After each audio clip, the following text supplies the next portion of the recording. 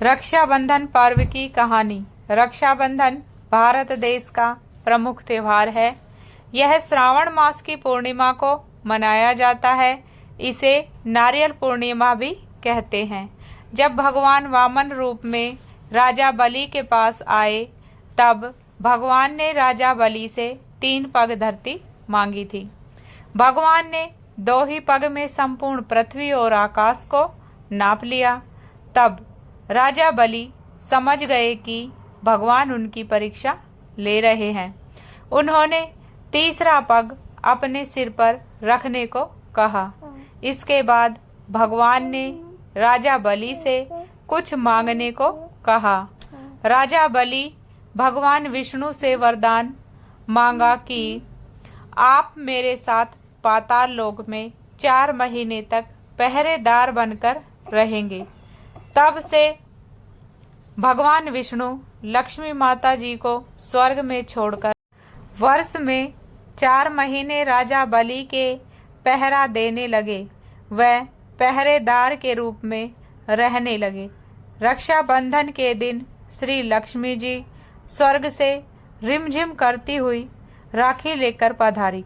लक्ष्मी जी ने राजा बलि को अपना भाई बना कर राखी बांधी।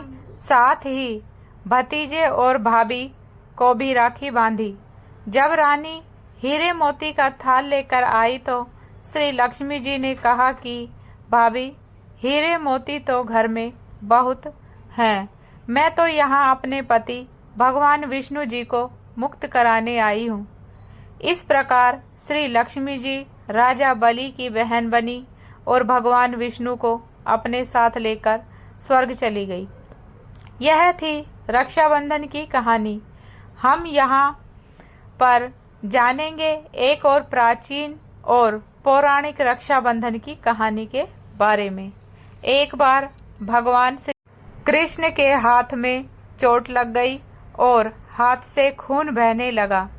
जब द्रौपदी ने देखा तो उन्होंने तुरंत अपनी धोती से कपड़ा फाड़कर पट्टी कर दी।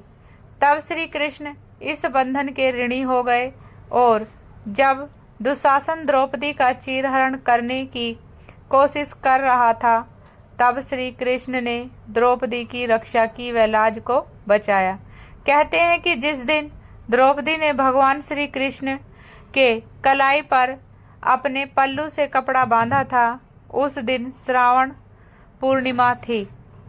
तब से इसी दिन रक्षाबंधन का त्योहार मनाया जाने लगा। कृष्ण एक बार अपने दोस्तों के साथ जंगल में खेल रहे थे। तभी एक जहरीले सांप ने उन्हें काट लिया।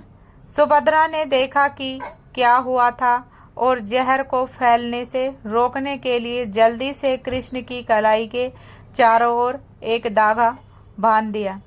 इसी धागे को राखी के रूप में जाना जाता है और कहा जाता है कि इसे कृष्ण की रक्षा की और उनकी जान बचाई। सुभद्रा की बहादुरी और निस्वार्थता के सम्मान में कृष्ण ने हमेशा के लिए सुभद्रा और उसके परिवार की रक्षा करने का वादा किया।